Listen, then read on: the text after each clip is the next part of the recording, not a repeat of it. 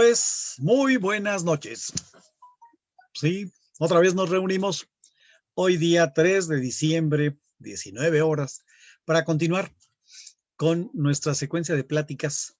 Sí, en este día nos toca abarcar un tema sumamente interesante, sí, porque el tema va a estar relacionado con una enfermedad de las ignoradas, de las subestimadas, de las que el sector salud se preocupa poco y pues realmente existe muy poco apoyo también para desarrollar mucha investigación, de manera que a nivel de mundo, a nivel de nación, existen grupos, pocos grupos que están asociados a la investigación en torno a la leishmaniosis.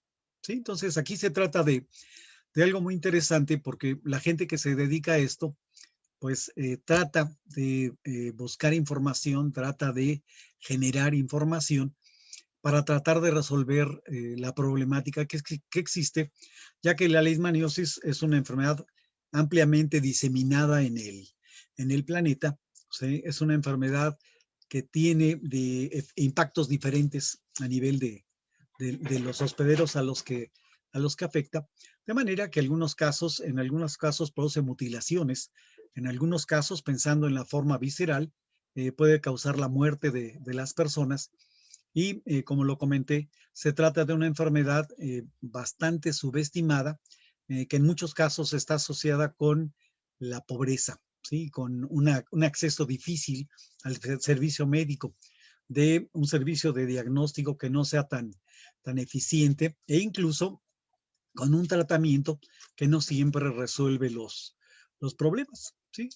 De manera que en nuestro país existe esta enfermedad. Esta enfermedad tiene una multitud de formas bajo las cuales se va a manifestar y pues nos encontramos en esa circunstancia en el que hay un sector de la población afectado por esta enfermedad y el nivel de atención que se tiene para esta es muy pobre, ¿sí? De manera que hoy hemos invitado a la doctora Alma Reina Escalona Montaño, ¿sí? Ella pertenece a la Unidad Periférica de Investigación y en este caso es una unidad bastante especial porque se trata de una unidad que está instalada en el Instituto Nacional de Cardiología, pero que es parte de las unidades de investigación de la Facultad de Medicina de la Universidad Nacional Autónoma de México. Sí, así que en el caso de la doctora Alma Reina Escalona Montaño, de ella yo les puedo decir con mucho orgullo, estudió su licenciatura en nuestra facultad, en la Facultad de Estudios Superiores Cuautitlán, y de hecho la recuerdo en las prácticas del laboratorio de parasitología, ya que ella recibió información de un servidor tomando los cursos de parasitología. Pero también me enorgullece decir, Alma prácticamente le ha dedicado su vida a las leishmanias, ya que desarrolló desde su tesis de licenciatura investigaciones en torno a leishmaniosis y después realizó su maestría y su doctorado en la Unidad de Ciencias Biológicas en Biología Experimental de la Universidad Nacional Autónoma de México, ¿sí? Tanto la maestría como el doctorado en este programa. Y de hecho, inicialmente desarrolló su trabajo o su actividad laboral en el Laboratorio de Inmunoparasitología de la Unidad de Investigación en Medicina Experimental de la Facultad de Medicina de la UNAM. ¿Sí? Esta unidad está situada en el Hospital General de México, que es el Eduardo Liceaga, y es interesante porque esa unidad de investigación evolucionó y después se trasladó al Instituto Nacional de Cardiología. De hecho, detrás de esto también les puedo decir, se encuentra otra investigadora, es muy interesante esta cuestión, la doctora Magdalena Aguirre. De hecho, la doctora encabeza este laboratorio y Alma se ha formado bajo este esquema. De manera que actualmente ella se desempeña como técnico titular B de tiempo completo en la división de investigación de la Facultad de Medicina, desarrollando su trabajo en el Laboratorio de Inmunobioquímica Molecular y Cardiopatías de la Unidad de Investigación en Medicina Translacional. ¿sí? Y como les digo, este laboratorio o esta unidad de investigación está situada en el Instituto Nacional de Cardiología. Así que es muy interesante porque esto permite un trabajo multidisciplinario en el que están involucradas una serie de personas y particularmente un grupo encabezado por una mujer en el que prácticamente todos los integrantes son del sexo femenino. De manera que su trabajo le ha permitido a la doctora Escalona presentar una gran cantidad de trabajos en congresos a nivel nacional e internacional, participar en una serie de eventos científicos, contribuyendo con sus estudios en torno a la leishmaniosis, y esto le ha permitido presentar una serie de publicaciones, sobre todo en revistas de investigación, y prácticamente, como lo he señalado, su trabajo, su vida, se desarrolla en torno a las investigaciones relacionadas con leishmania, en las que se ha concentrado básicamente en el estudio de estas proteínas fosfatasas que producen las diferentes fases evolutivas de leishmania y que están conectadas con la modulación de la respuesta inmune, ¿sí? En la exploración de algunos aspectos que permitan el control de la infección a través del conocimiento de esos aspectos. Así que los voy a dejar con la doctora Alma Reina Escalona Montaño, quien nos va a presentar la plática titulada Proteínas fosfatasas de leishmania, considerando en este caso la función de estos componentes en la biología del parásito. Así que dejo de compartir esta diapositiva y le pido a la doctora Escalona que por favor abra su cámara, su micrófono, para poder dar inicio a nuestra plática. Así que, Alma, la más cordial bienvenida. ¿Sí? Lo primero que tengas que hacer es agradecerte muchísimo tu afán de colaborar con nosotros. Les puedo decir que Alma es una colaboradora cercana con nosotros porque ella forma parte de la mesa directiva de la Sociedad Mexicana de Parasitología. Ella tiene un papel importante porque es la encargada del comité de admisión. Sí, de hecho, algunos de nuestros oyentes justamente se han acercado con nosotros para evaluar, bueno, para preguntarnos qué es lo que se requiere para poder ingresar a la sociedad, y justamente con Alma los he remitido. Sí, de manera que te agradezco muchísimo el que estés con nosotros, Alma. Es un sistema bastante especial que ya viste antes de que entráramos. De repente hay cosas que se nos atoran y que nos ponen un poquito en la histeria, y pues de eso ya tenemos varias historias a lo largo de las pláticas que se han ido dando. Y pues lo que tengo que hacer también es agradecer a todas las gentes pues, que han tenido la confianza con nosotros y que nos vienen siguiendo. Así que aquí ya les puedo decir, tenemos una buena variedad de gentes que asisten con nosotros de forma virtual y que ya son pues prácticamente nuestros buenos amigos, ¿sí? Porque cada 15 días nos acompañan, porque nos echan porras, porque gustan de la información que se vierte, y como ustedes han visto, son temas muy diversos, ¿sí? Unos muy cercanamente relacionados con la parasitología, otros que pues básicamente estamos hablando de que son como la sal y la pimienta, porque están mezclados o se asocian con los parásitos, y esto es lo que hemos venido manejando con la microbiota, ¿sí? La forma en la que interactúan las bacterias, los parásitos. Y pues hoy, como lo señalé, Alma nos va a acompañar o nos va a apoyar hablando de un tema que para ella es la pasión, ¿sí? Ella le ha dedicado muchos años y pues ya ahorita de su laboratorio estoy seguro que es la experta, ¿sí? Eso me lo dijo la doctora Magdalena. Alma es la que se hace cargo de las leishmanias. Si quieres algo de eso, platica con Alma. Y entonces presionamos a Alma y ya la tenemos aquí con nosotros. Así que no me queda más que cederle la palabra a Alma y agradecerle nuevamente su participación.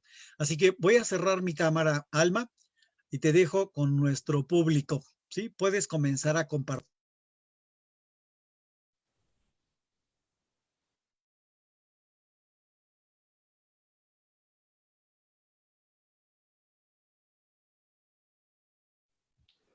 Bueno, buenas noches a todos. En primer lugar, quiero agradecer a la Sociedad Mexicana de Parasitología por la invitación y en especial a mi maestro que fue en la carrera, que es el doctor Pablo Martínez Labat, quien fue él quien me hizo la invitación directa a participar en esta dinámica que él ha realizado ya durante varios meses. Y bueno, a todos los que nos están viendo por Facebook, agradecerles su presencia. Y bueno, el día de hoy me va a tocar platicarles acerca de proteínas fosfatasas de Leishmania y la función en la biología del parásito. Mi plática va a estar dividida en tres fases. La primera son las generalidades de la enfermedad. Posteriormente vamos a hablar de las proteínas que estos parásitos presentan y son las fosfatasas. Y por último vamos a abordar lo que hemos venido realizando en el laboratorio. Entonces vamos a iniciar con la primera, que son las generalidades de la enfermedad. Y para esto quiero comentarles acerca de la enfermedad, la leishmaniasis. Según la Organización Mundial de la Salud, es una de las enfermedades infecciosas desatendidas, así como lo comentaba el doctor Pablo, una enfermedad de la pobreza. Y esta enfermedad es una enfermedad transmitida por vectores y el vector es una mosca de la arena llamada Phlebotomus en el Viejo Mundo o Luxomia en el Nuevo Mundo.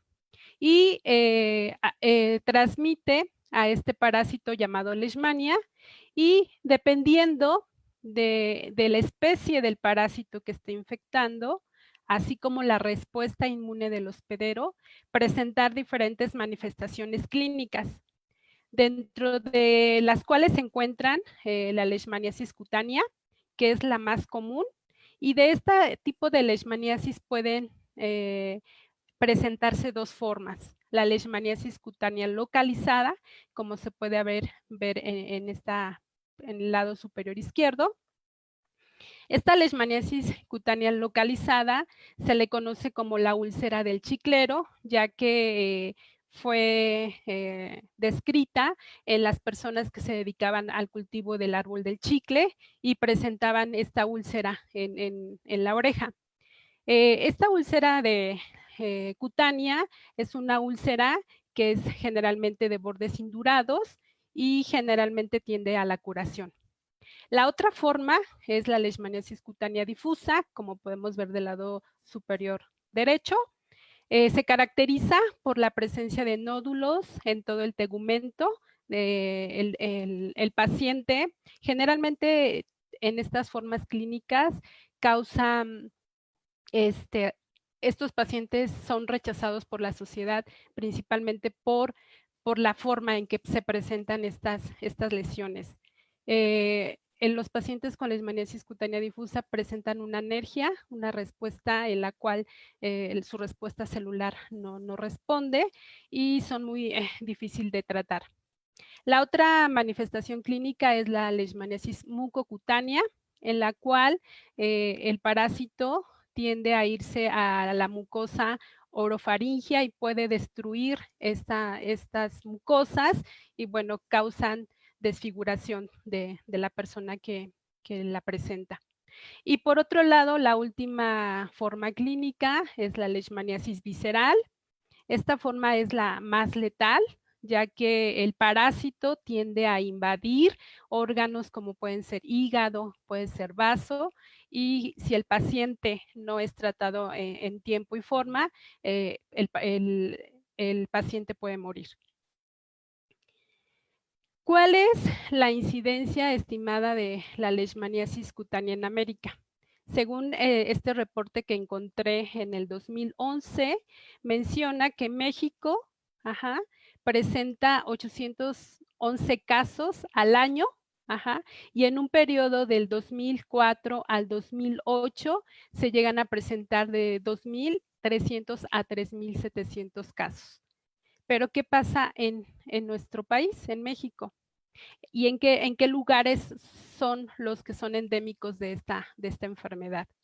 Podemos ver en la gráfica superior izquierda tenemos los diferentes estados de la República Mexicana y tenemos los datos del 2006 al 2011 y podemos ver que que estados de Campeche, Chiapas, Nayarit, Quintana Roo, Tabasco presentan casos un poco más con respecto a los otros de leishmaniasis, siendo el estado de Tabasco una zona endémica de esta enfermedad.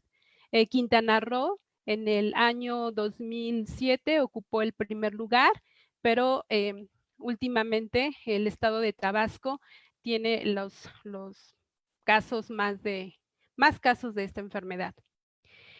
Y en la gráfica de abajo podemos ver la distribución por sexo en México y podemos ver igual de los mismos años del 2006 al 2011 y podemos ver que los hombres son los que presentan más esta enfermedad. Quizás porque son los que tienen más acceso son los que salen al cultivo, ya sea del árbol del chicle o a los cacautales para el cultivo del café y son los que tienen mayor exposición al vector y por lo tanto presentan la enfermedad. Pero ¿cómo es que estas personas pueden infectarse por este parásito? El ciclo de vida de Leishmania es un ciclo de vida dimórfico en el cual se transmite por la picadura de la mosca.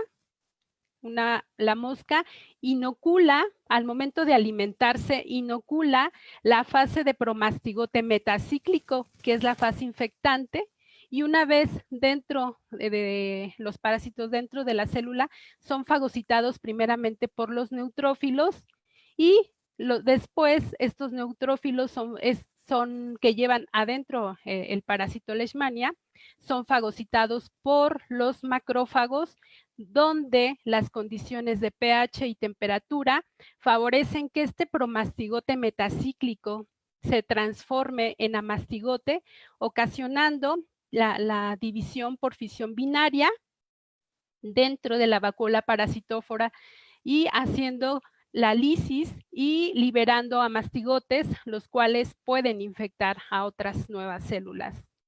Si el vector llega y pica a este hospedero infectado, va a llevarse junto con la sangre los amastigotes, los cuales van a sufrir diversas transformaciones dentro del intestino del mosco. Van a transformarse de amastigotes a promastigotes procíclicos, que es la fase no infectiva, y posteriormente por cambios en una molécula de su superficie va a transformarse en promastigotes metacíclicos y van a migrar a la probóscide de la mosca, los cuales ya van a estar listos para poder ser inoculados en una siguiente toma de sangre por parte de la mosca. En esta imagen les presento a estos dos estadios de Leishmania, porque son los que nosotros trabajamos en el laboratorio. Podemos ver en el promastigote la forma clásica del parásito, una forma de fusiforme con flagelo. Generalmente ellos se dividen por fisión binaria y estos parásitos, al momento de que sufren un cambio de pH y temperatura, se transforman en amastigotes, los cuales se caracterizan por ser redondeados, pierden el flagelo y ambos, tanto promastigotes como amastigotes, se pueden mantener en el medio de cultivo. En la imagen de abajo les muestro una microscopía electrónica de transmisión de ambas fases y podemos ver con más detalle las estructuras del parásito. Podemos ver el pocket flagelar de este promastigote, el flagelo y el cinetoplasto. Y en la imagen de la derecha podemos ver el amastigote. Este también es el bolsillo flagelar y el axonema, el cual va a dar origen a lo que sería el flagelo para el caso del promastigote. Esta enfermedad, el tratamiento para esta enfermedad es el de elección, son los antimoniales pentavalentes.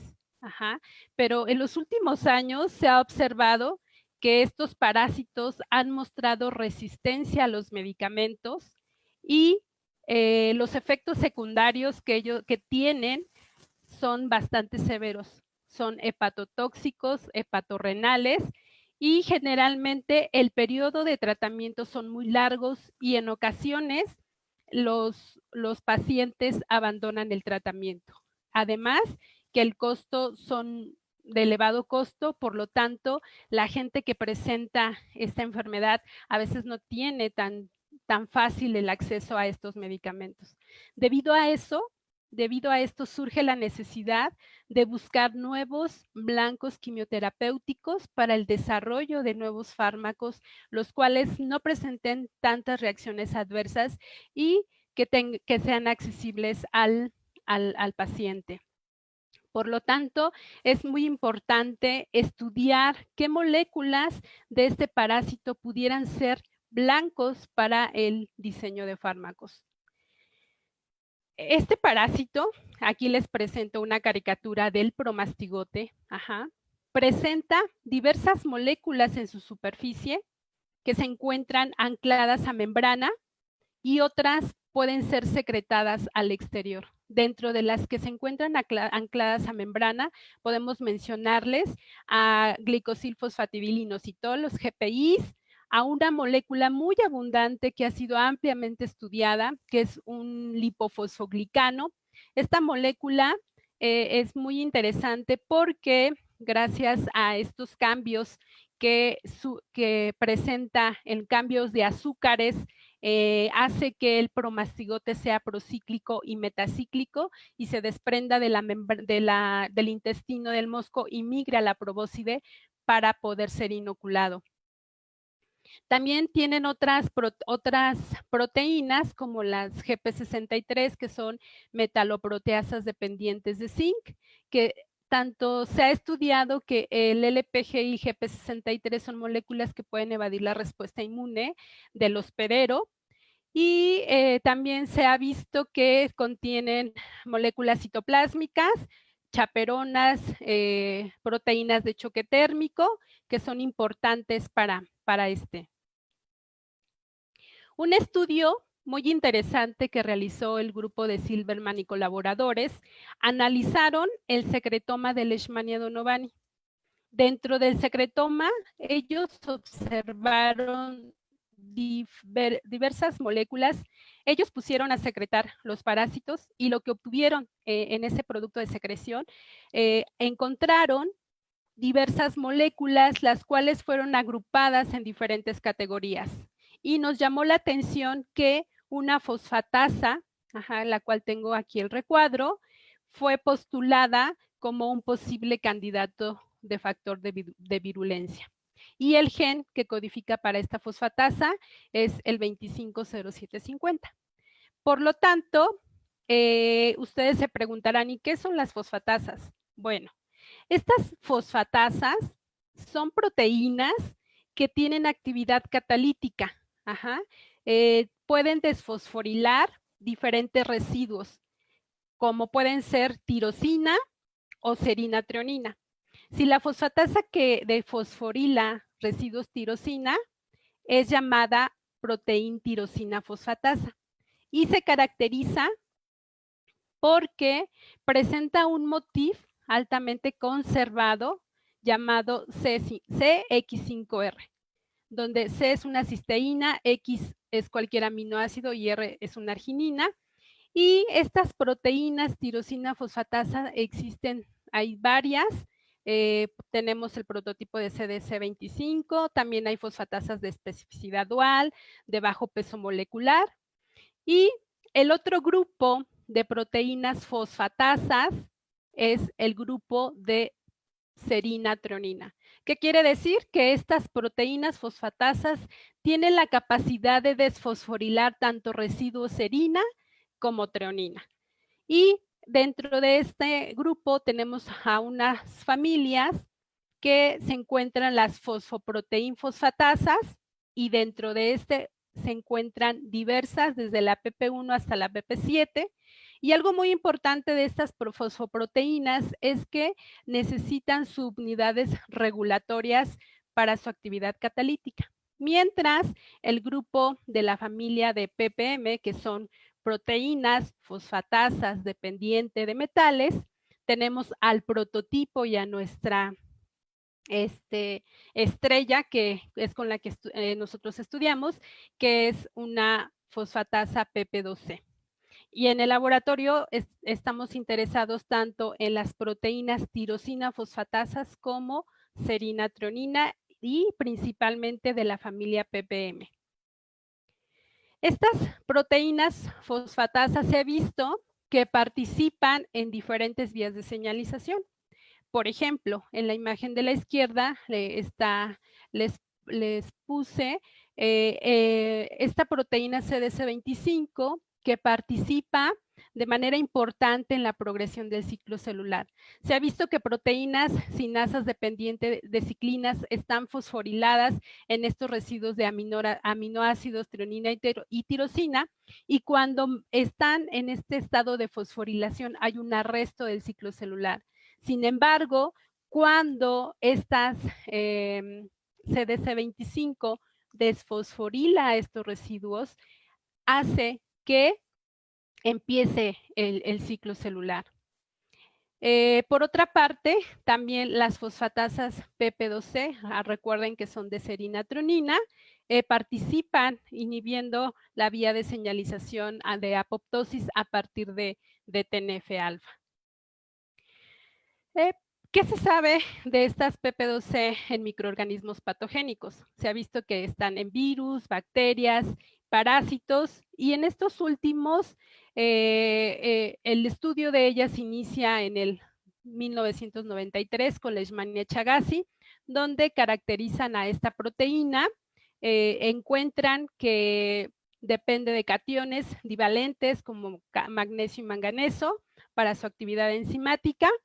Y también ha sido estudiada en Plasmodium falciparum, donde han visto que el gen que codifica para esta proteína tiene dos sitios catalíticos para PP2C y que son importantes para su actividad enzimática.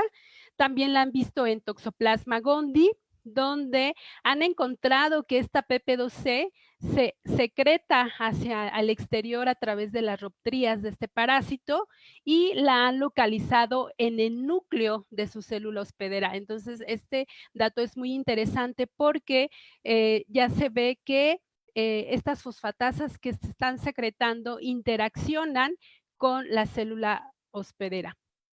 Por otro lado, también se ha descrito la PP2C en Leishmania major y en Leishmania donovani, donde ambos autores coinciden en que estas fosfatasas dependen igual de cationes divalentes para su actividad catalítica y existe un compuesto que inhibe la actividad de esta enzima.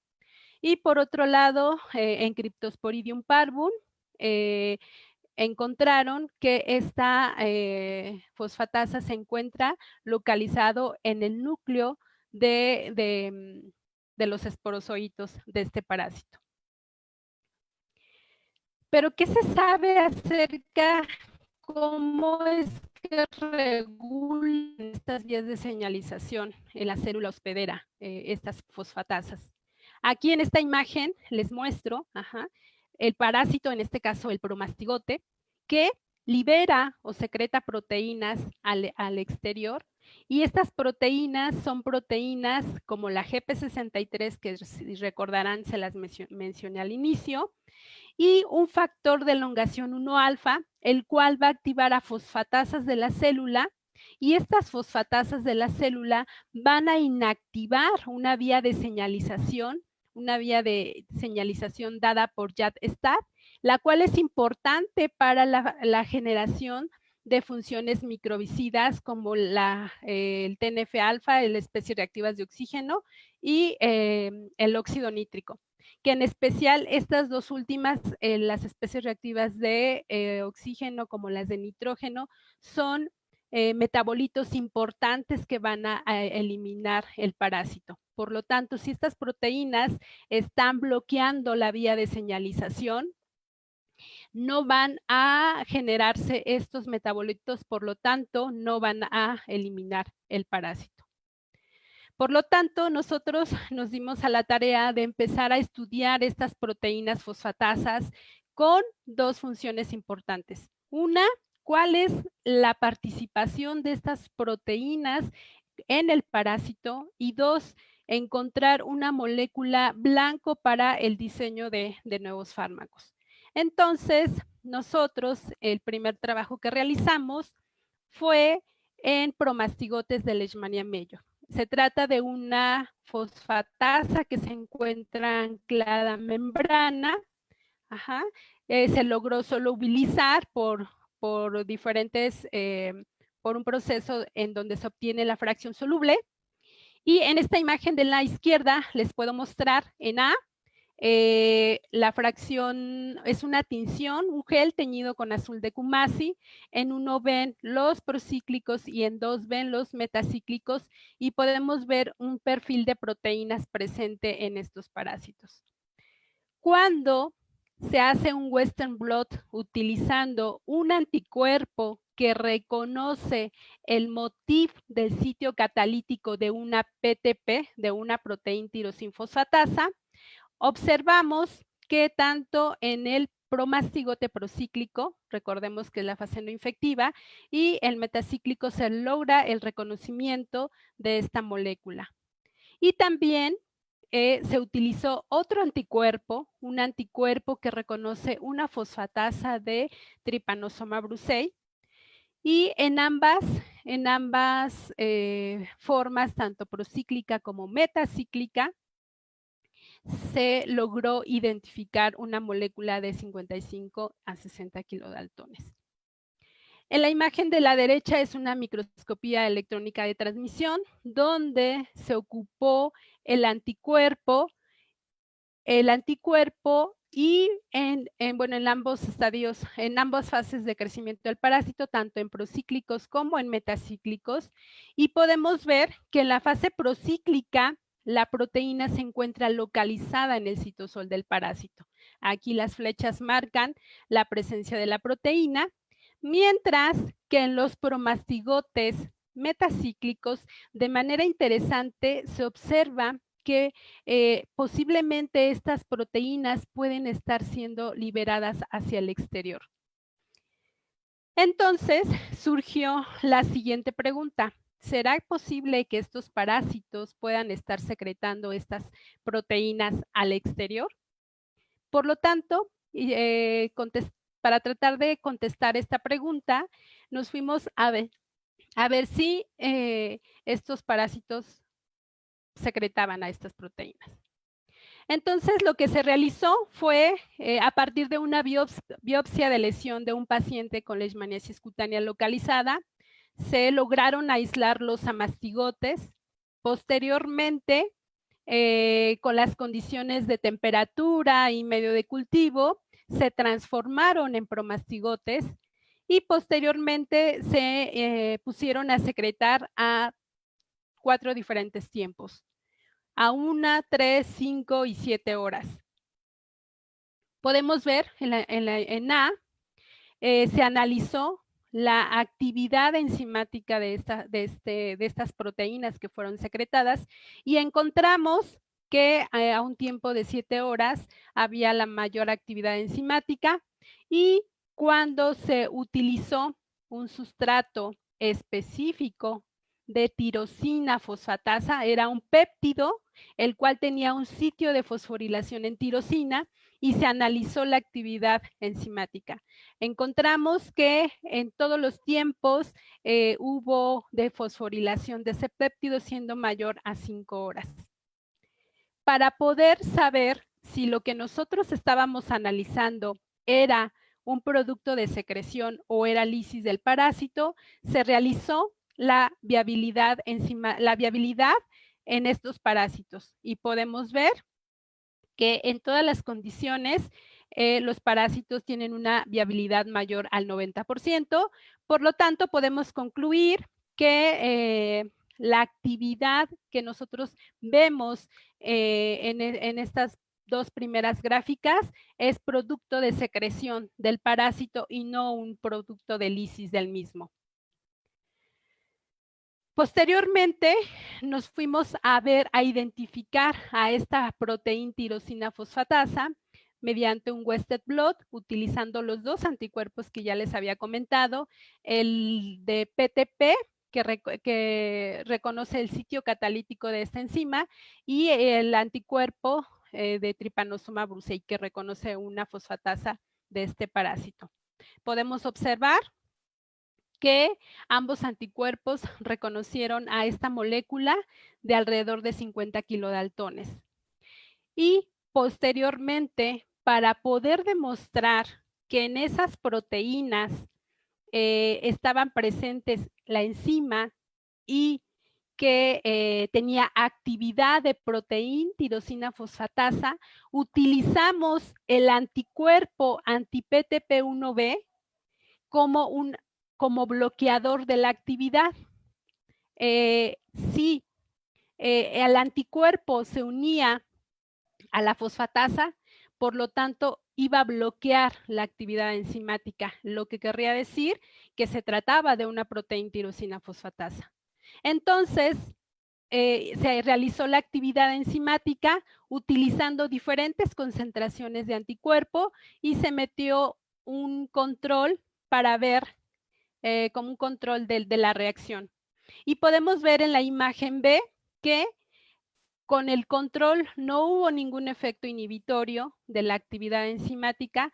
Sin embargo, cuando se utilizó el anticuerpo bloqueador anti-PTP1B, vemos que hay un efecto dosis dependiente. A mayor concentración de anticuerpo, mayor inhibición de la actividad. Por lo tanto, esto nos permite concluir que en esos sobrenadantes estaba presente, bueno, había fosfatasas de tirosina con actividad catalítica. Y les regreso a esta imagen que ya les había comentado, donde en el secretoma de Leishmania donovani encontraron aquí el gen de la fosfatasa, y en este caso es una fosfatasa de serinatronina que pertenece a la familia PPM, y por lo tanto nosotros nos dimos a la tarea de clonar este gen. Esta fosfatasa de PP2C en mamíferos se caracteriza por ser una proteína monomérica. Su actividad enzimática no es inhibida por inhibidores clásicos de estas fosfatasas, principalmente por ácido cadaico. Su rango de peso molecular es alrededor de 40 a 50 kilodaltones, y algo muy importante de esta proteína es que necesita ácidos asparticos para su actividad. Se ha visto en otros modelos que el mutar un ácido aspartico es importante porque pierde la actividad catalítica, y que requiere de cationes divalentes tanto de magnesio como manganeso para su actividad enzimática. Por lo tanto, nos dimos a la tarea de clonar esta proteína de Leishmania major, y en esta imagen les muestro en A son células que sin inducir, sobrenadante y pellet. Vemos que en el sobrenadante que hay una expresión de esta proteína, y algo muy importante es que dentro de la secuencia se marcó con 6 colas de histidina para el proceso de purificación, y para verificar que las colas de histidina estuvieran presentes, se hizo en Western blot, donde se utilizó un anticuerpo antihistidina. Y podemos ver de manera interesante que en el células sin inducir, pues no vemos reconocimiento. Sin embargo, en las células inducidas se logra identificar a la proteína, a las 6 colas de histidina, lo que nos habla que esta proteína presenta esta etiqueta para posteriormente su proceso de purificación. En la imagen C podemos ver un extracto total del parásito y la proteína purificada, y mediante esta proteína purificada se generaron anticuerpos policlonales en conejo, y posteriormente estos anticuerpos policlonales fueron utilizados para realizar un Western blot y encontramos aquí el reconocimiento de esta proteína en el extracto total de los promastigotes de Leishmania major. Posteriormente, seguimos su caracterización bioquímica. Ya les había comentado que estas enzimas requieren de manera importante de cationes divalentes para su actividad catalítica y en la imagen A podemos ver en presencia de magnesio y manganeso y vemos que en presencia de manganeso tienen mayor actividad enzimática en comparación con magnesio. Cuando analizamos la preferencia por sustrato, ya sea tirosina o treonina, aquí se utilizaron estos dos péptidos que estaban fosforilados en estos dos aminoácidos. Vemos que la PP2C defosforila más treonina, lo cual era algo que ya esperábamos porque es una fosfatasa de serina treonina. Sin embargo, no defosforiló tirosina. Cuando realizamos el pH para conocer el pH óptimo de la actividad, vemos que el pH oscila entre 8.5 utilizando como sustrato PNPP. Posteriormente, realizamos un Western blot para poder identificar a esta proteína fosfatasa PP2C en diferentes extractos de diferentes especies de Leishmania. Y en esta imagen les muestro las diferentes especies. Tenemos mexicana, panamensis, brasiliensis, venezolensis, donomani, amazonensis, Leishmania major y el control de la proteína purificada. Y vemos que en todas las especies se reconoce a esta proteína fosfatasa PP2C. Posteriormente, con la ayuda del anticuerpo policlonal que se generó contra esta proteína, se realizó una inmunofluorescencia donde podemos ver en qué lugar se encuentra localizada esta proteína fosfatasa PP2C. Podemos ver aquí, esto es una tinción con DAPI, aquí es con el anticuerpo y aquí está el merge. Podemos ver que de manera importante la proteína se encuentra localizada en el pocket flagelar del parásito y en el flagelo del parásito. Y posteriormente se realizó la microscopía electrónica de transmisión utilizando los promastigotes y vemos que los parásitos, bueno, este es el corte sin anticuerpo, nada más para ubicar las estructuras, que este es el pocket flagelar, el flagelo, el cinetoplasto, y al momento de hacer el reconocimiento con el anticuerpo, vemos que de manera importante se encuentra localizada la proteína fosfatasa PP2C en el bolsillo flagelar de este parásito y también en el flagelo del mismo. Y ahora la pregunta era, ¿qué pasa con las proteínas secretadas? Ya habíamos analizado los promastigotes y nos faltaba analizar los amastigotes. Por lo tanto, nos dimos a la tarea de aislar nuevamente los parásitos de una biopsia de un paciente y se obtuvieron la fase de amastigote y promastigote y se cultivaron los dos al mismo tiempo con sus respectivos medios de cultivo y temperatura y pH para obtener las dos fases de crecimiento, promastigotes y amastigotes. Y lo que se encontró de estas dos fases de crecimiento, aquí les muestro la gráfica donde ya habíamos encontrado que en el promastigote el tiempo máximo era de 7 horas y para el amastigote el tiempo máximo de actividad enzimática fue a 1 hora. Por lo tanto, pues se utilizó estos dos tiempos de 7 y de 1 hora de estas proteínas secretadas por estos parásitos. Y también se analizó la viabilidad para saber si si era producto de secreción o lisis, y vemos que tienen casi un 100% de viabilidad, por lo tanto, tenemos la certeza de que es producto de secreción del parásito. Posteriormente caracterizamos a estas proteínas, ahora proteínas secretadas de este parásito, y vemos que tanto las proteínas secretadas por promastigotes defosforilan el sustrato tirosina y el de treonina también, mientras que las proteínas secretadas de amastigotes lo hacen, pero en menor proporción con respecto a las proteínas de promastigotes.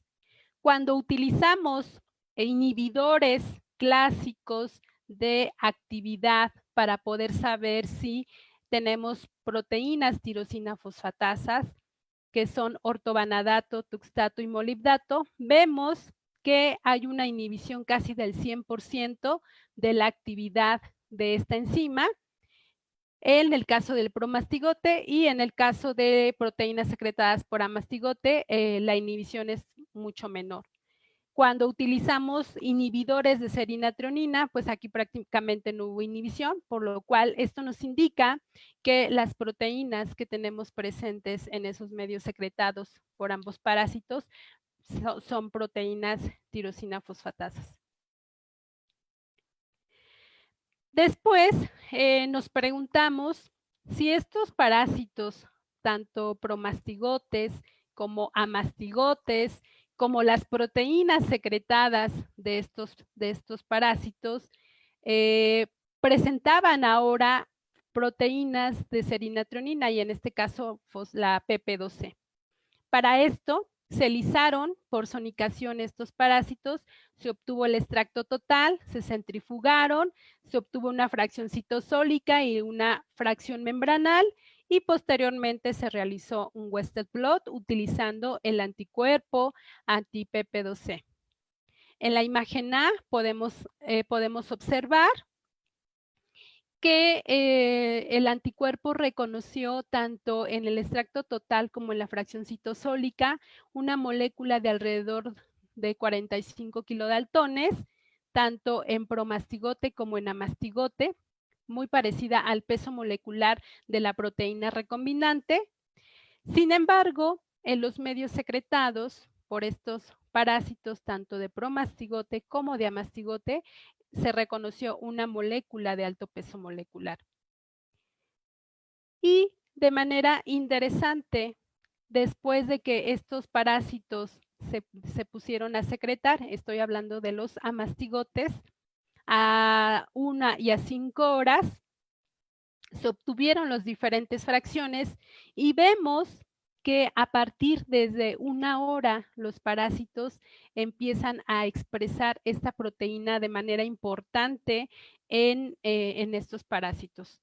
Se ha visto que estas proteínas fosfatasa PP2C se expresan en condiciones de estrés, ya ha sido reportadas en la planta Arabidopsis, que es sometida a estrés hídrico. Esta proteína se sobreexpresa, y en el caso de los amastigotes que fueron sometidos a un estrés nutricional, se cultivaron sin suero, vemos que esta PP2C se está sobreexpresando a un tiempo de 5 horas.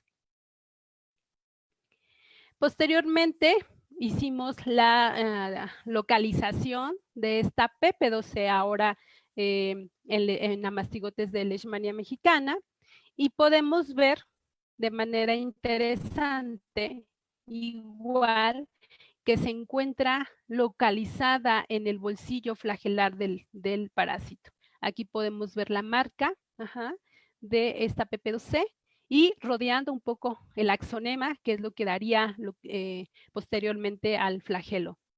Y aquí se ve más claramente la presencia de esta fosfatasa. Este es el pocket flagelar ampliado y este es el rizoplasto, lo que daría origen a lo que es el flagelo. Una vez que habíamos visto que la proteína PP2C estaba presente tanto en los promastigotes como los amastigotes, y que la sanguinarina inhibía la actividad de la enzima recombinante, la siguiente fase fue analizar ahora este compuesto en la presencia de en estas dos fases, tanto en promastigote como en amastigote. Se sabe que la sanguinarina es un inhibidor clásico de la actividad de PP2C. Por lo tanto, iniciamos a ver la actividad de esta fosfatasa en presencia de este compuesto. Aquí en la imagen de la derecha les presento es la planta Argemone mexicana, vulgarmente conocida como chicalotl, de la cual se extrae este compuesto llamado sanguinarina. Nosotros no hacemos el proceso de extracción, ya lo compramos directamente de Sigma, pero de esta planta es donde se obtiene.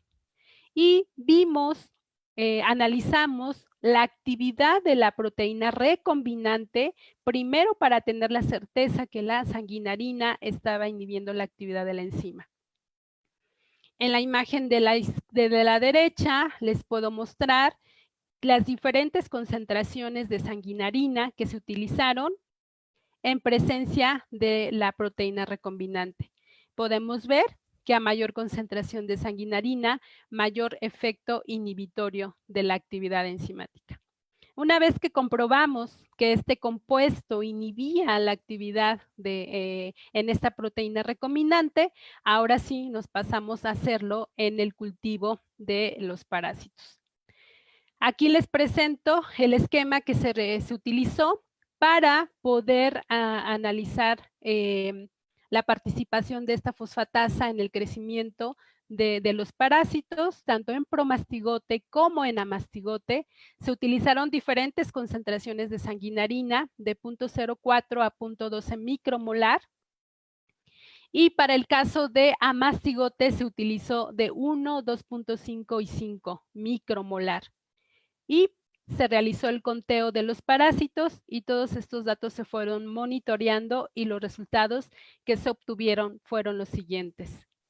En la imagen A les muestro una curva de crecimiento del cultivo de los promastigotes, con las diferentes concentraciones de este compuesto y diferentes días de cultivo. En el eje de las X, los días de cultivo, y en el eje de las Y, el número de parásito. A cero concentración de sanguinarina sin inhibidor, podemos ver una curva clásica de estos parásitos, donde inicia una fase logarítmica y empieza a iniciar la fase estacionaria, donde podemos ver y comparar qué pasa con las diferentes concentraciones de este compuesto. Vemos que a partir de la concentración 0.04 micromolar, a partir del día 3, vemos que va muy parecido al que no tiene inhibidor, pero ya después, conforme va avanzando el día de cultivo, disminuye el número de parásitos. Y en el día 3, con las demás concentraciones, vemos que hay un efecto en la disminución del número de parásitos con respecto al otro. Debido a esto, nosotros nos quedamos con el día 3 de cultivo, donde se observa el mayor efecto en el crecimiento del parásito y analizamos la viabilidad y podemos ver que la viabilidad es casi del 90% hasta una concentración de 0.08 micromolar de sanguinarina, y esta empieza a disminuir conforme incrementa la concentración. No pasa lo mismo con los amastigotes. En los amastigotes las concentraciones que se utilizaron fueron casi 10 veces más que lo que se utilizó para promastigotes, y podemos ver que en la concentración de 1 y 2.5 micromolar, la curva de crecimiento está muy parecida al que no tiene inhibidor. Sin embargo, los que tienen un efecto ya es a 5 micromolar, pero la viabilidad en estos parásitos ya se ve afectada. Por lo tanto, ahora la pregunta era, si hubo un efecto en inhibir el crecimiento en el día 3 de cultivo en los parásitos, en el caso de los promastigotes, ¿qué pasa en estos parásitos con la actividad enzimática de esta proteína? Por lo tanto, se realizó el mismo experimento con las diferentes concentraciones, tanto para promastigotes como amastigotes, Y en el día 3 de cultivo se obtuvieron estos parásitos, se lisaron. Por sonicación se obtuvo un extracto el cual se utilizó para analizar la actividad enzimática utilizando este sustrato general para fosfatasas y posteriormente se realizó un Western blot utilizando el anticuerpo policlonal generado anti-PP2C. ¿Qué encontramos? En la imagen A podemos ver la actividad enzimática en estos extractos. En el eje de las X están las diferentes concentraciones de sanguinarina. Podemos observar que hay un efecto inhibitorio de manera dosis dependiente. A mayor concentración de sanguinarina hay mayor efecto inhibitorio de la actividad enzimática. Sin embargo, en el caso de los amastigotes no se observó un efecto en la inhibición de la actividad enzimática.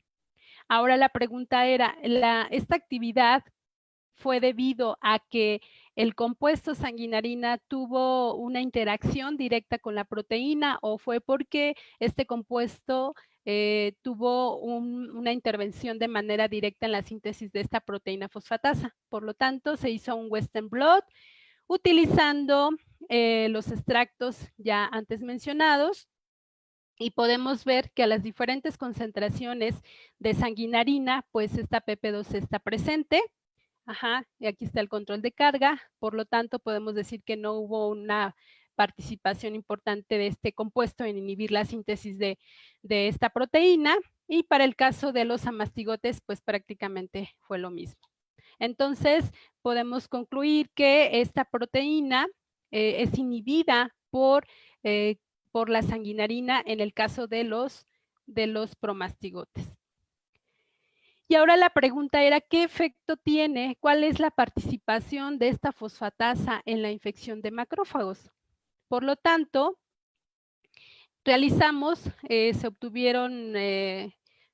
obtuvo la médula ósea de ratón, se diferenciaron a macrófagos y posteriormente los macrófagos se utilizaron para realizar los ensayos de infección. Aquí se utilizó la concentración de 0.8 micromolar para el caso de los promastigotes y 2.5 micromolar para el caso de los amastigotes. Una vez que se pusieron a interaccionar estos parásitos con los macrófagos, 24 horas después se hizo una tinción con Giemsa, se tomaron fotos y posteriormente se realizó el conteo de estos macrófagos infectados. ¿Qué resultados se obtuvieron de este ensayo? En la imagen A tenemos a macrófagos que fueron infectados con parásitos sin inhibidor. Y en la imagen B tenemos macrófagos que fueron infectados con parásitos que fueron incubados con 0.8 micromolar de sanguinarina. Podemos ver de manera interesante que los parásitos que fueron incubados con este compuesto, hay una inhibición en el proceso, en la infección de estos macrófagos en comparación con los macrófagos que no fueron incubados con este compuesto. Y en el caso de los amastigotes, igual en la imagen D, son macrófagos que fueron infectados con amastigotes que no tenían el inhibidor y en la imagen E, macrófagos que fueron incubados con amastigotes que sí tenían el inhibidor. De manera interesante, al igual que en el ensayo anterior, podemos ver que el proceso de macrófagos infectados disminuye con respecto a los macrófagos que no fueron, que fueron infectados con los parásitos que no tenían el inhibidor. Por lo tanto, podemos ver aquí en este resumen de resultados que los parásitos que fueron cultivados sin sanguinarina, pues incrementó el número de parásitos y que la proteína fosfatasa es catalíticamente activa. Sin embargo, los parásitos que fueron incubados con este compuesto, hay una disminución en el crecimiento de estos parásitos. La proteína fosfatasa PP2C está presente, pero no es catalíticamente activa y hay una disminución en el número de macrófagos infectados con estos parásitos. La siguiente pregunta era, el genoma de Leishmania ya ha sido reportado y se reportan 15 genes que codifican para esta fosfatasa PP2C. Por lo tanto, el compuesto sanguinarina pudiera estar inhibiendo a esas 15, vamos a decirlo así, proteínas en el caso de que se estuvieran expresando y no podemos ver en este caso la participación de una fosfatasa de manera individual. Por lo tanto, lo siguiente que realizamos fue realizar parásitos knockout en el gen que codifica para este PP2C, el 250750. Para eso generamos parásitos knockout sencillo y parásitos knockout doble. En esta imagen les muestro la estrategia experimental. En los parásitos wild type presentan 2 alelos para PP2C. Cuando se hace un knockout sencillo, uno de los alelos se sustituye por un gen de resistencia, en este caso fue puromicina, y se quedó el otro alelo. Y para el knockout doble, el siguiente alelo se sustituye por el otro gen de resistencia e higromicina. Por lo tanto, se tienen dos cassettes en el cual uno tiene el gen de resistencia para higromicina y el otro para, que diga, puromicina, y el otro para higromicina para generar el knockout doble. ¿Y qué fue lo que encontramos? Estos cassettes de resistencia, estos cassettes que traen estos 2 genes de resistencia, se transfectaron por electroporación en estos parásitos y se tenía un control, el cual eran promastigotes solamente electroporados sin DNA, y se sembraron en condiciones en presencia de estos antibióticos para el knockout sencillo con puromicina y para el knockout doble, tanto con puromicina como higromicina para favorecer la selección de estos parásitos. ¿Qué fue lo que encontramos? En esta imagen les muestro una foto de estos parásitos knockout sencillo. Podemos ver que los parásitos pareciera que se encuentran de una forma fusiforme y no tienen flagelo. Y esto nos llamó mucho la atención porque pues nosotros esperábamos encontrar pues el parásito normal, pero de manera importante vimos la ausencia del flagelo. Cuando monitoreamos a esos parásitos en diferentes días de cultivo, día 2, día 3, día 4, podemos ver la morfología de estos parásitos. Parásitos wild type, parásitos knockout sencillo, parásitos knockout doble, ay Dios, parásitos knockout doble, y podemos ver, de manera importante, aquí el parásito clásico en su forma fusiforme, el flagelo. El knockout sencillo está el promastigote, algunos no tienen flagelo, y el knockout doble podemos ver que ligeramente se empieza a ver el flagelo. En el día 3, el parásito clásico con su flagelo, y aquí vemos a este parásito knockout sencillo muy ligeramente el flagelo, y también en el knockout doble. Podemos ver aquí que empieza como a crecer el flagelo. Y en el día 4, pues aquí ya vemos muy claramente la presencia del flagelo en los parásitos wild type. Y en el knockout sencillo vemos igual que ya empieza también a tener el flagelo. Y de lo mismo el knockout doble. Cuando nos fuimos a analizar los extractos de estos parásitos mediante Western blot para poder identificar a la proteína, encontramos lo siguiente. En esta imagen les muestro el Western blot. Tenemos a los parásitos wild type, a los parásitos sin flagelo, con flagelo, y a los parásitos knockout con flagelo. Y bueno, aquí les puse el control de la proteína recombinante. Vemos que en los parásitos Gualtayo está la presencia de esta fosfatasa y en los parásitos sin flagelo hay una disminución en la expresión de esta proteína.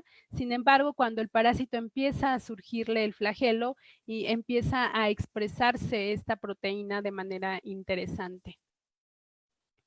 Por lo tanto, ¿qué es a lo que nos lleva a pensar con estos resultados?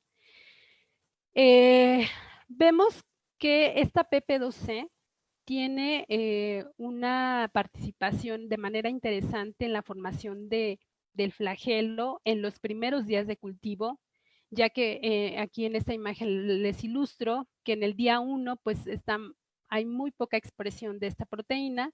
Sin embargo, conforme van pasando los días de cultivo, empieza a expresarse más esta proteína y vemos que el flagelo empieza a surgir. Cuando ya hay más proteína, hay más, el flagelo está un poco más grande y así sucesivamente conforme va avanzando el tiempo de cultivo. Pero a pesar de que hemos visto esta participación importante en la formación del flagelo, el mecanismo por el cual está sucediendo no lo sabemos y es lo que nos toca estudiar, pero algo importante que pudiera servir este estudio es que la forma en que el promastigote entra a la célula es a través del flagelo. El flagelo es esencial para que se adhiera al macrófago y este lo fagocite. Por lo tanto, si esto ocurre, el parásito estaría entrando a la célula, se transformaría por las condiciones que ya les mencioné de pH y temperatura en amastigote y esto ocasionaría la infección y por lo tanto la enfermedad. ¿Qué pasa si en etapas tempranas no está el flagelo? Por lo tanto, el parásito no lograría entrar a la célula hospedera, por lo tanto, no habría infección en este macrófago y por lo tanto no habría enfermedad. Entonces, posiblemente esta proteína fosfatasa PP2C pudiera ser un blanco para un posible diseño de fármacos para evitar la interacción que tiene este parásito con su célula hospedera y por lo tanto evitar la infección. Bueno, hasta aquí es la historia que yo les tenía preparados de estas fosfatasas, tanto de membrana como de secreción y de serina tirina fosfatasa. Y pues finalmente quiero agradecer a varias personas que han estado trabajando con nosotros de manera importante. Este trabajo se desarrolló casi en su totalidad en el laboratorio de la doctora Ingeborg Becker-Fauser en la unidad de investigación en medicina experimental de la Facultad de Medicina de la UNAM. También el doctor Ricardo Mondragón Flores ha estado colaborando con nosotros. Él se encuentra en el Departamento de Bioquímica del CIMBESTAB. Todos los estudios de la clonación de estas fosfatasas las realicé en el laboratorio del doctor Rui Pérez Monfort en el Instituto de Fisiología Celular de la UNAM. Y todo lo que respecta a los parásitos knockout fueron realizados en el laboratorio del doctor Santiago Martínez Calvillo, con la ayuda de una de sus estudiantes de doctorado, Fiordalicio Carrero, quien estuvo conmigo también apoyándome en la parte experimental, en la unidad de biomedicina de la Facultad de Estudios Superiores Iztacala. Y bueno, el financiamiento que se ha tenido de estos proyectos por CONACYT y de GAPA. Y de manera en particular, pues quiero agradecer a la doctora Magdalena Aguirre García, quien fungió como mi tutora de tesis durante la licenciatura, la maestría y el doctorado, y que pues gracias a ella me he ido formando en este campo tan inmenso de las fosfatasas. Y bueno, solamente aquí les pongo una leishmania, bueno, una imagen de unos parásitos que realizamos la doctora Berenice y yo, que fueron transfectados con unas proteínas fluorescentes, y al momento de tomar la imagen así las encontramos, y bueno, acorde a las fechas navideñas, aquí se las comparto. Y bueno, cualquier cosa, duda que tengan, pues pueden escribirme, este son mi correo electrónico.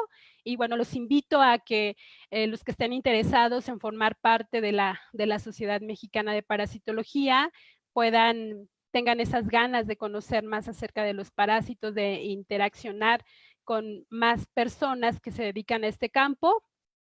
Pueden escribirme o pueden ingresar a la página de la sociedad, y si no, yo con mucho gusto les doy la información para decirle qué requisitos necesitan para poder ingresar. Y bueno, eso es todo. Quedo abierta a sus comentarios y preguntas. Muchas gracias. Muy bien, puedes dejar de compartir Alma. Sí. Eso es. Y sí, tenemos una secuencia de preguntas y me voy a atrever a dividirlas en 2 etapas. Sí, yo tengo una serie de preguntas en relación con, por ejemplo, ¿qué ocurre con el sistema inmune y la interacción con Leishmania? Vamos a pensar en un individuo que sea susceptible. ¿Susceptible a la enfermedad? A la enfermedad, sí. ¿Cuál sería Pues, su patrón de respuesta? O su patrón de no respuesta. lo que pasa que cuando pues cuando el parásito infecta al hospedero, generalmente Leishmania tiene todo un mecanismo de inhibir diversas vías de señalización, las cuales son importantes. ¿Por qué? Porque principalmente la vía de Jadestad, que es una vía en la cual es necesaria para generar los metabolitos tóxicos tanto de oxígeno como de nitrógeno. Sí. Esta vía se ve bloqueada, por lo tanto, los parásitos pueden seguirse replicando de manera constante. Por ejemplo, un modelo para poder estudiar la leishmaniasis es en modelo murino, y se ha visto al menos con Leishmania major, que hay una respuesta en la cual la respuesta tipo TH1, que es la vía donde hay la secreción de interferón, está bloqueada por estos parásitos. Por lo tanto, pues no hay forma de cómo contrarrestar o de cómo atacar al enemigo si toda esta cascada de señalización están bloqueadas. Pues podemos resumirlo en que hay una deficiencia de la respuesta celular específicamente. Y eso puede ser una condición genética. Así es. Porque aquí se puede diferenciar a la población entre la susceptible y la no susceptible. Y en el caso de la no susceptible, pues sí se infecta, pero esta cosa se autorregula y elimina la infección y la vida de hecho, continúa. Pues, de hecho, podemos hablar de que podemos eliminar al parásito, pero se habla de una cura terapéutica.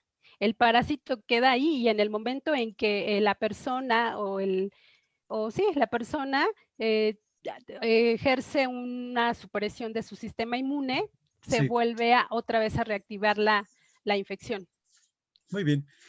Otra pregunta que resulta interesante. Presentaste una gráfica en la que hablabas de la distribución de las prevalencias a nivel de estados y decías que Quintana Roo y Tabasco serían los 2 estados en los que se detecta la mayor cantidad de casos. ¿Tú crees que hay un subdiagnóstico o un subreporte en los casos de leishmaniasis? Porque a mí me tocó en alguna ocasión con algunos de los congresos estar de vecino de cartel con la gente que trabaja con leishmania en Yucatán, y ellos dicen que en algunas comunidades rurales, sobre todo las rurales, los casos de leishmaniasis pues prácticamente se ven como algo cotidiano. Y lo interesante en este caso es que pues prácticamente manejan Yucatán como un problema, bueno, como algo que no tiene problema por leishmania. Y yo creo que sí se podría comparar lo que ocurre con Tabasco, con Quintana Roo, y o sea, compararlo con Yucatán. porque podemos hablar de una condición socioeconómica bien parecida, sí, pero bien parecida. En Quintana Roo, relacionado con todo el rollo del turismo y la tremenda diferenciación entre los estratos de población, con áreas bien urbanizadas, con riqueza, y áreas muy mal urbanizadas, con una tremenda pobreza en la que se asocia esta cuestión. En el caso de los tabasqueños puede estar ligado con la cuestión del petróleo, que es un lastre terrible que se viene arrastrando. Y en el caso de Yucatán, pues todos los cambios que han ocurrido a lo largo de varias décadas, que han diferenciado a la población, y sigue habiendo poblaciones bien pobres, con un tremendo grado de exposición, y sectores de la población totalmente diferentes. ¿Tú qué opinas, Alba? Sí, yo creo que esta enfermedad no es de notificación obligatoria, por lo tanto, hay un subregistro en el número de casos que presentan cada uno de esos estados. Y tomando en cuenta también que, como usted mencionaba, que es algo a veces muy común entre la población que no va al médico, que tiende a curarse por sí sola, a utilizar sus plantas medicinales, a ponerse ácido en las úlceras, y eso también ocasiona pues que la gente no vaya al médico, ¿no? Y por lo tanto, pues si no es de notificación obligatoria, hay un subregistro de esta enfermedad, no solamente en Tabasco y en Quintana Roo, en Veracruz y en todos los demás estados donde también es endémica la leishmaniasis. Sí, sí, sí. Otra pregunta que resulta interesante, ¿tú qué opinas de las vacunas contra leishmania? Porque en la parte de la clínica de perros, sobre todo en los perros, se maneja un concepto de vacuna, una vacuna contra la leishmania. Pues ha habido varias vacunas contra esta parasitosis, y se han utilizado diferentes moléculas del parásito. Una de ellas ha sido la LPG, que ya les mencioné, que Sí. es una glicoproteína es un lipofosfoglicano que se encuentra en la membrana del parásito, y se ha visto que en lugar de proteger, se ha hecho en modelos murinos, y en lugar de proteger, exacerba la infección. Entonces, han pasado ya diferentes moléculas, la GP63, otra igual de membrana que se llama LAC, me parece, las cuales no han tenido un efecto de manera importante en contrarrestar la enfermedad.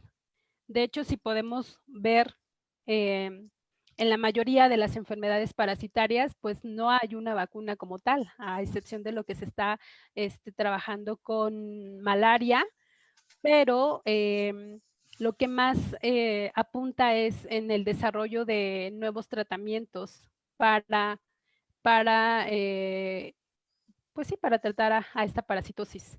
Uh-huh. Una pregunta rápida es, diferencia entre los promastigotes procíclicos y metacíclicos. Ese es un dato muy interesante y se ha visto muy bien en lo que es Leishmania major. Sí. Leishmania major se ha estudiado muy bien estas dos fases, y se ha visto que estas diferencias vienen a nivel de carbohidratos presentes en ese lipofosfoglicano. Cuando el promastigote procíclico está anclado al intestino del mosco, y está anclado a través de esos carbohidratos que le confiere la LPG, generalmente son arabinosa. Uh-huh.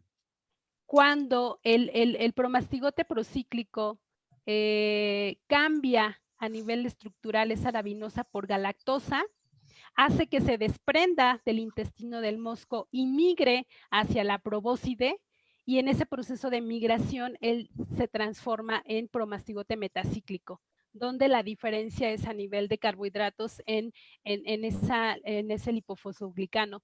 De hecho, en el laboratorio, para poder trabajar con promastigotes procíclicos y metacíclicos, se utiliza una lectina de cacahuate. Y esa lectina de cacahuate nos permite separar a esas dos fases de crecimiento del parásito. Sí, que una sería una fase temprana y la otra ya sería la fase capaz de infectar. Así es.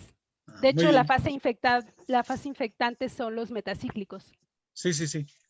Sí, que además es bien interesante. Yo recuerdo una plática con la doctora Becker que nos explicó todo lo que le hacía el promastigote al tubo digestivo de las moscas. De las moscas. O sea, que las megasatura por un lado, pero además anula, digamos, lo que sería el equivalente al esfínter del cardias de la mosca, para hacerla que lo primero que haga la pobre mosca es vomitar promastigotes a la hora de alimentarse. Entonces, es realmente un mecanismo manipulador de este parásito sobre el otro parásito, que es la mosca vectora. Y para terminar este ciclo, digamos, conectado con la parte epidemiológica, ¿tú cómo ves? Porque, o sea, de hecho, la Organización Mundial de la Salud maneja el concepto del perro como reservorio de la leishmaniosis y la indicación de la OMS de eutanasiar a los perros que están infectados con leishmania. ¿Qué se conoce en el país en relación con esto? Porque hay unos pocos trabajos aislados en los que demuestran que el perro sí está infectado, pero curiosamente me tocó, por ejemplo, allá en la zona de Yucatán, platicar con algunos parasitólogos veterinarios que me dicen, hemos explorado la situación en los perros, incluso en algunos animales que tienen lesiones que sugieren leishmaniosis, y no hemos encontrado nada. De hecho, en alguna ocasión tuve una discusión, y seguramente a ti te tocó todavía conocer al doctor Varela, de allá del instituto, bueno, no me acuerdo ahorita del instituto que está ahí en Yucatán, en Mérida. ¿Sí? También tiene su área de leishmania. Y él decía, no, el perro no funciona en este sentido. Pero la Organización Mundial de la Salud dice, el perro por excelencia es un animal centinela. Y la recomendación es, sacrifíquenlo. ¿Por qué? Porque si en el humano esta cosa se preserva aún cuando se recupere, en el caso del perro toda la vida puede estar infectado. Y de hecho es interesantísimo. En Europa la leishmaniosis es algo como tener gripa tal vez, sobre todo en la zona del Mediterráneo. O sea, la gente en la medicina humana y la medicina veterinaria está habituada a manejar leishmania. Y es tan interesante esto que la disponibilidad de los medicamentos es pues, 100%. O sea, a la gente la tratan e incluso tú decías, bueno, se trata de un medicamento bien caro. Tratan a los perros también. Porque allá los perros, digamos, se cocinan aparte, porque hay recursos económicos para tratarlos. Pero, ¿qué pasa en el caso de México? ¿Qué información adicional existe, Alma? Cuando estuve en el laboratorio de la doctora Becker, llegó una chica a hacer su tesis de, no sé si de licenciatura o maestría, y era precisamente leishmaniosis en perros. Y ella muestreaba la zona de Guerrero, precisamente, y pues encontró que esos perros estaban infectados por leishmania. Entonces, sí hay lugares en nuestro país donde hay animales, bueno, en este caso los perros, que están infectados y bueno, son una fuente importante de transmisión. O sea, si está el vector ahí, va a picar al perro y obviamente va a picar en este caso a su amo, ¿no? Al hospedero humano. Entonces ahí el ciclo continúa ahí, con ese proceso de transmisión, pero sí, al menos en Guerrero es el estado que yo conozco donde existe la leishmaniosis en perros. Sí, porque hay justamente un estudio, me parece que de Raquel Tapia, ella hizo un estudio con perros en Tabasco justamente, y sí encontraron perros infectados con leishmania, y de hecho yo creo que si esta cosa se extiende a diferentes áreas rurales, la situación va a ser lo frecuente de esta cosa.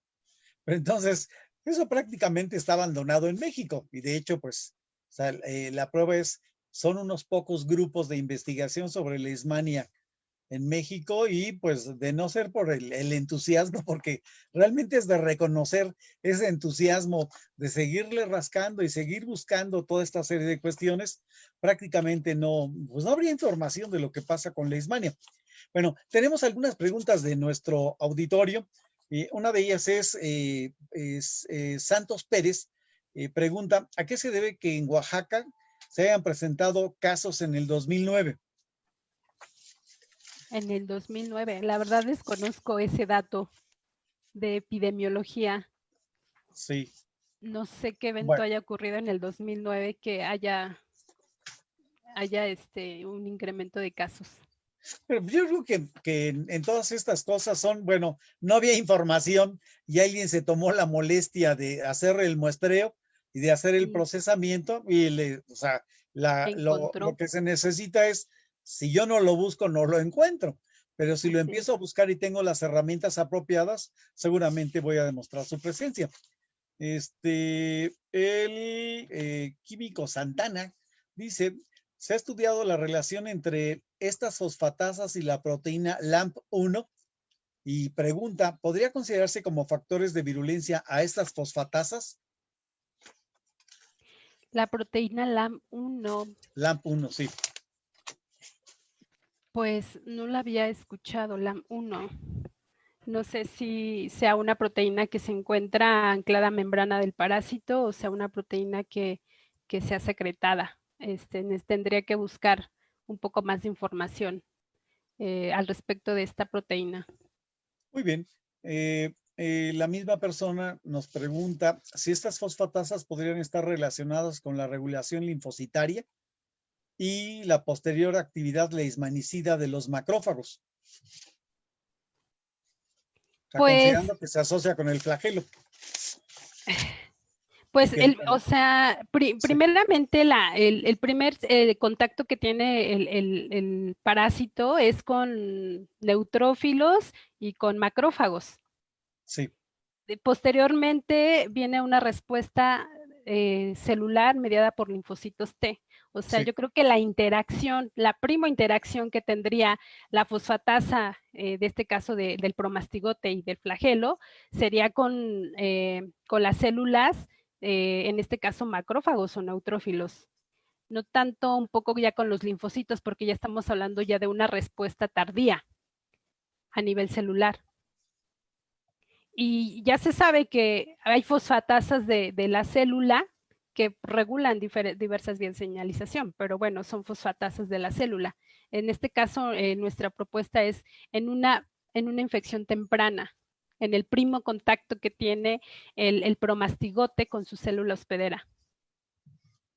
Sí, y más bien sería las características de la respuesta del hospedero, ¿sí? Más que el poder que pudiera tener esa fase infectante en modular la respuesta que se presente frente a ella, Sí, o ¿sí? sea, la respuesta inmune del hospedero es fundamental. O sea, si su respuesta inmune está bien, va a poder montar o desencadenar esas vías de señalización que requiere para poder generar estos metabolitos tóxicos para poder eliminar el parásito.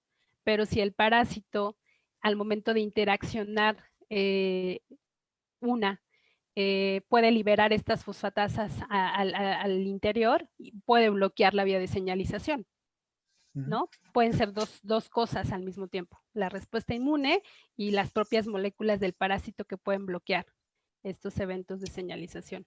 Sí, porque es bien curioso, tú decías, bueno, se presentan más de 3,000 casos al año, ¿sí? Pero aquí, por ejemplo, o sea, hay una serie de factores del hospedero y le puedes meter la variable desnutrición y la historia también vuelve a cambiar. De modo que esto es muy interesante porque aún así, dada la exposición a la picadura de la mosca, o sea, pues las moscas están presentes en todas partes y las encuentran en uno de los lugares más insólitos, ¿sí? Entonces, en este caso, digamos que la exposición puede ser permanente y Así podemos es. encontrar que sí, un alto porcentaje de la población puede ser refractaria a la infección, basándose en que desde el punto de vista genético y desde el punto de vista de inmunidad que tiene, ya es capaz de reaccionar y de eliminar la infección. Sí, esto ya es así, pues podemos hablar hasta de que se trata de población ya muy rústica, que ha estado lidiando con la infección a lo largo de muchísimos años y que se ha creado una línea de genética de la población que es resistente. O sea, ya de forma normal es resistente y esto obviamente va a abatir la presentación de los casos. Zulema García nos pregunta si el efecto de la sanguinarina es reversible y de ser así, ¿en qué tiempo se revierte la acción de la sanguinarina? Pues la sanguinarina es un inhibidor competitivo, compite por el sitio activo de la enzima. Hemos visto que al menos en presencia de los parásitos, en el día 3 de cultivo es donde se observa el mayor efecto inhibitorio en el crecimiento del parásito. A partir del día 3 empieza otra vez un incremento en el número de parásitos, por lo tanto, la propuesta es que habría que adicionar un poco más de este compuesto para abatir el crecimiento de los mismos. Entonces, nosotros en el laboratorio hemos observado que al menos 3 días es que dura el efecto de la sanguinarina en estos promastigotes. Sí, y aquí hay otra pregunta que está conectada con lo que te acabo de preguntar. Nuevamente, el químico Santana nos pregunta si la sanguinarina podría diseminarse en la vegetación, en este caso considerando los vectores, y de esa forma se podría llegar a limitar que las moscas pudieran ser las transmisoras, o sea, o que se abatiera la capacidad de transmisión que tienen estas moscas. Suena bastante aventurado, ¿sí? Pues Porque yo no me imagino cuánto te cuesta comprar la sanguinarina, no debe de costar 10 centavos y eventualmente pues a lo mejor hasta usar los insecticidas convencionales sea la mejor vía, opción. ¿sí? ¿Qué opinas, Alma? Pues es que la sanguinarina pues sí es un compuesto caro y la cantidad que traen es 1 microgramo o 5 microgramos, o sea, tampoco es mucho el compuesto. Entonces, sí suena interesante por el efecto que tiene este compuesto, pero pues el costo sería muy, muy alto para rocear y tratar de que el vector tuviera contacto con ella, pues sí sería ver el territorio de qué se va a utilizar para poner la sanguinarina, o sea, el costo sería muy, muy alto para poder hacerlo. Sí, de hecho, pues por lo general, sobre lo que se van es sobre los insecticidas. Y de hecho, o sea, hay otro elemento interesante. Las zonas endémicas que tú reportaste de leishmaniasis son también zonas endémicas de paludismo. Así que uno es el paludismo y la otra parte es el dengue. Entonces, los programas para el control del dengue están sustentados en las fumigaciones con insecticidas y esto seguramente le pega a la mosca Lutzomia también. Entonces, Sí, así aquí es. es una Y de característica. hecho, también esos lugares son zonas turísticas, ¿no? Sí, Donde pues la mayoría de la población o la mayoría del turismo, creo yo que debería de haber mayor información de cómo debe de entrar la gente a esos lugares. Mayor protección me refiero a pues utilizar ropa de manga larga, pantalón y para evitar que estas personas pudieran tener contacto con el vector. Sin embargo, pues como son zonas calurosas, pues van al revés, ¿no? En sí. short, con manga corta, donde la exposición pues es mucho mayor al vector. Sí, existe otra pregunta de Luzca Macont. No sé si sea un sinónimo. Dice, en este caso, ¿se podría utilizar sanguinarina como parte del tratamiento definitivo?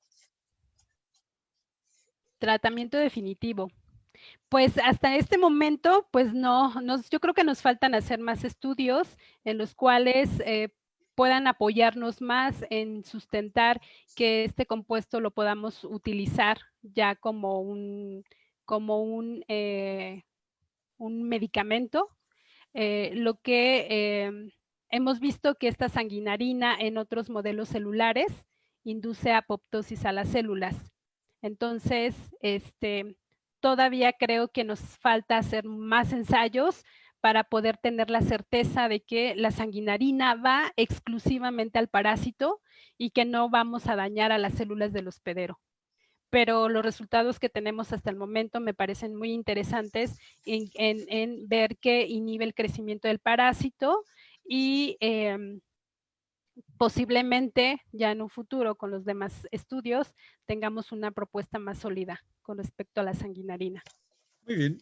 Lisa Lazar nos pregunta si todos estos datos ya están publicados y pues si la gente fue siguiendo las diapositivas, Alma en todas sus diapositivas en los que presentaba resultados ponía la cita del artículo en el que se había publicado. Y lo interesante es que varios de los artículos que nos presentó Alma son artículos abiertos. ¿Sí? ¿A qué me refiero con esto? Que esos artículos ustedes pueden entrar en la red y aquí puede ser muy simple. Preguntan por Alma Escalona Montaño, que es la primera autora, y esa cosa los va a llevar directo a esos artículos. Como son artículos abiertos, ustedes pueden bajar perfectamente esta información.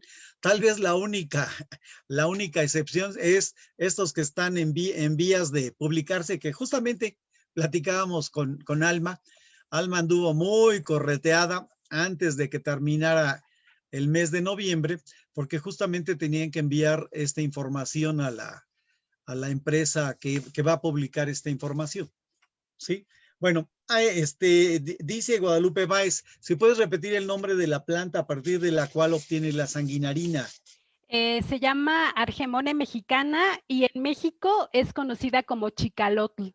Sí, Y, sí, es muy conocida esa cosa. Sí, ajá, sí, y sí. ustedes la pueden ver en las laderas, en las carreteras. Sí, Hay infinidad de esa planta, ahí es sí. de donde se obtiene. Sí, sí, sí, es una planta, digamos, como medio oportunista. Se Así es. desmonta y crece esa cosa fácilmente. Bien, Iván Santi nos pregunta, dice que tuvo un paciente con leishmaniasis cutánea y observó que cuando la lesión era grande, se observan menos amastigotes y si la lesión es pequeña, el número de amastigotes aumenta. ¿Cuál sería la razón de que ocurriera esto, Alma? Porque Cuando la lesión es más grande, ¿ya no escuché bien? sí, que cuando la lesión era grande, había Ajá. menor cantidad de amastigotes y cuando la lesión era pequeña, se reducía la cantidad. Pues generalmente Aumentaba, perdón, sí. cuando era grande había menos amastigotes Sí, y y cuando cuando era pequeña, era aumentaba pequeña la concentración, sí, aumentaba la cantidad, aumentaba. sí. Pues generalmente en lo que nosotros hemos observado es que cuando se toma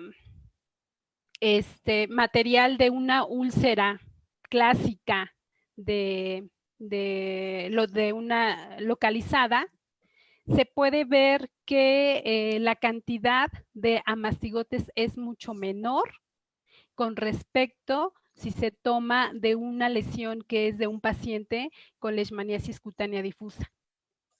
Cuando usted ve al microscopio esas dos lesiones, bueno, esas dos, sí, puede ver que en el caso de la difusa, el macrófago está atascado de amastigotes, pero así lleno.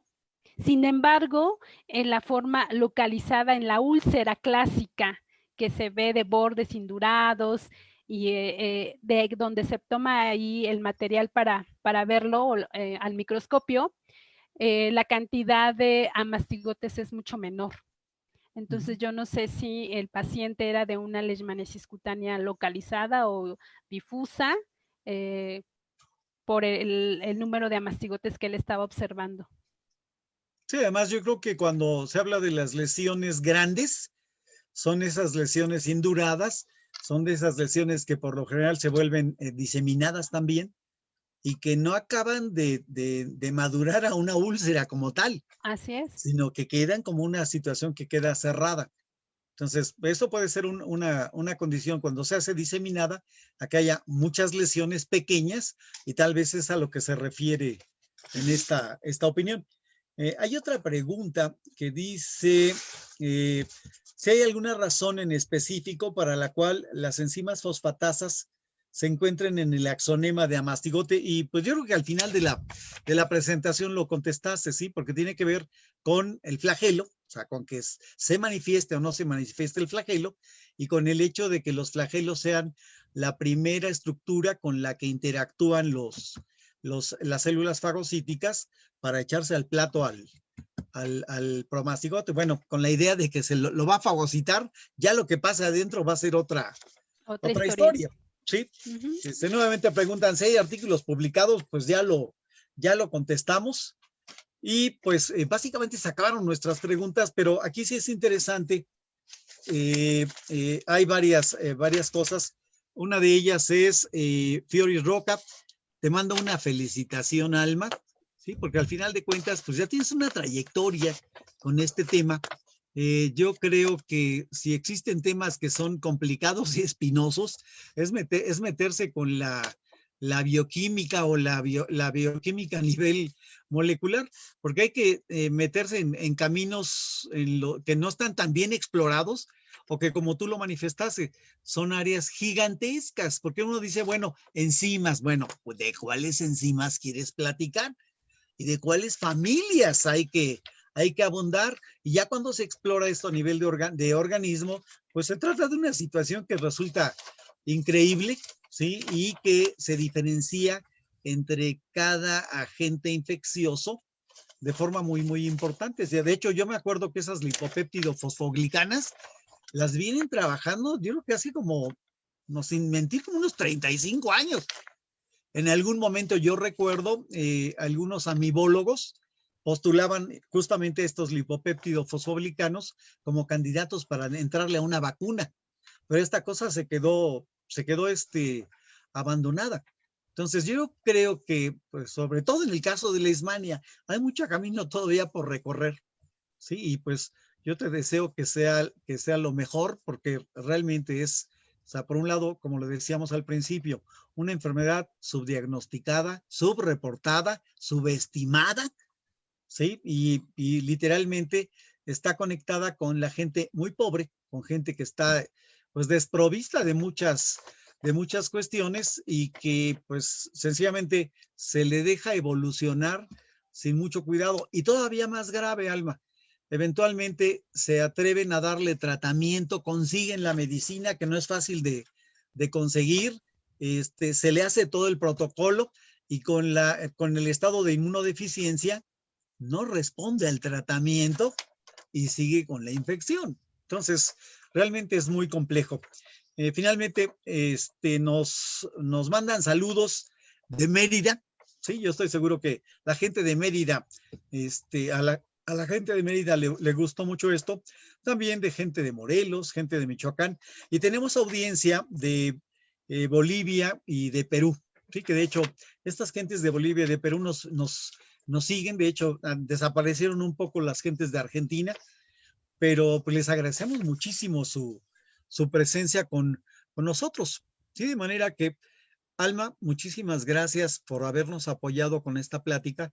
Se trata de una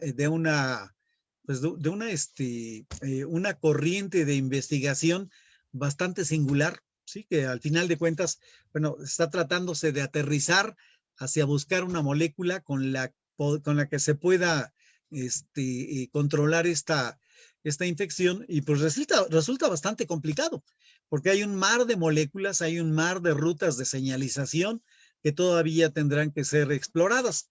¿Me permites un segundo? Voy a compartir la pantalla porque quiero hacerle un aviso, darle una información a nuestro público. Sí, ya todos los que quisieron nos dieron nos mandaron las preguntas a través del Facebook y se les dio respuesta. Ya les vuelvo a insistir, si ustedes desean que se les emita una constancia, nos pueden mandar un mensaje a este correo, jpmlabat1@gmail.com.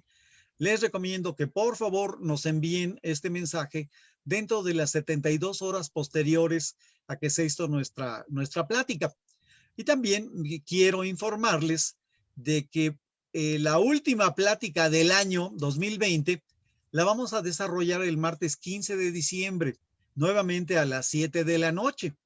Sí, en esta ocasión, y esto fue en razón de la plática anterior, invité al doctor Fidel de la Cruz Hernández. Él es integrante del equipo de investigadores del Departamento de Infectómica y Patología Molecular del CIMBESTAP, ¿sí? Uno de los mejores centros de investigación del país. Yo creo que prácticamente es el mejor del país.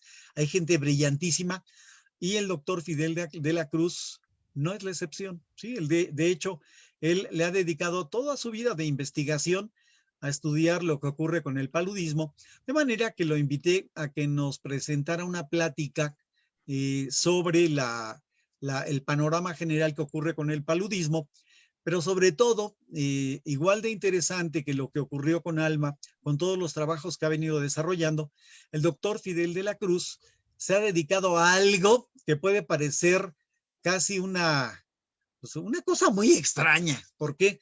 Porque él se ha dedicado a estudiar el sistema inmune de los moscos vectores del paludismo. Él pertenece a un equipo multidisciplinario que involucra a varias universidades, a varios organismos estatales y a este centro de investigación en el desarrollo de moscos que tienen el sistema inmune modificado. ¿Sí? Entonces, esto es interesante porque nos puede platicar, de hecho, de las experiencias que tiene con el desarrollo de moscos transgénicos, ¿sí? Cosa que suena así como muy, muy extraña, pero ya de alguna manera esto ha sido aterrizado. Así que los invito porque esa plática del martes 15 de diciembre va a resultar de sumo interés, ¿sí? O sea, en estos temas sí hay una tecnología bastante avanzada, ¿sí? Con la idea de establecer de alguna manera mecanismos de control, como los que nos platicaba Alma, para poder contrarrestar los efectos de estos parásitos, ¿sí? Así que voy a dejar de compartir esta diapositiva y pues para finalizar este evento de hoy, pues nuevamente te agradezco muchísimo, Alma, tu afán de colaborar con nosotros. Sabes que te forzamos un poquito para que esta cosa ocurriera en este día, pero como te comentaba antes de entrar a la transmisión, pues es un interés de mantener constantes este tipo de pláticas para estar manteniendo una retroalimentación con nuestra población. De hecho, lo comentaba con Alma, este mecanismo a través de las videoconferencias ha sido una forma de proyectar a la Sociedad Mexicana de Parasitología, a varios de los socios hasta ahorita que han participado con estas pláticas para mantener esta información con la gente. Así que también quiero agradecerle a las gentes que nos siguieron en esta plática, porque les digo, ya tenemos algunas gentes que nos vienen siguiendo de forma continua para entrar en contacto con estas pláticas tan interesantes. Así que de esta manera, pues voy a realizar el corte de la transmisión y espero que nos acompañen en la siguiente ocasión en la que les digo, nuestra última plática del 2020 será el día 15 de diciembre, con esta plática de paludismo. Así que les mando un saludo a todo el mundo, le mando un saludo a toda la gente que nos sigue en este caso y pues nuevamente gracias, Alma. Vamos a hacer el corte de la transmisión, vamos a detenerlo y pues hasta pronto.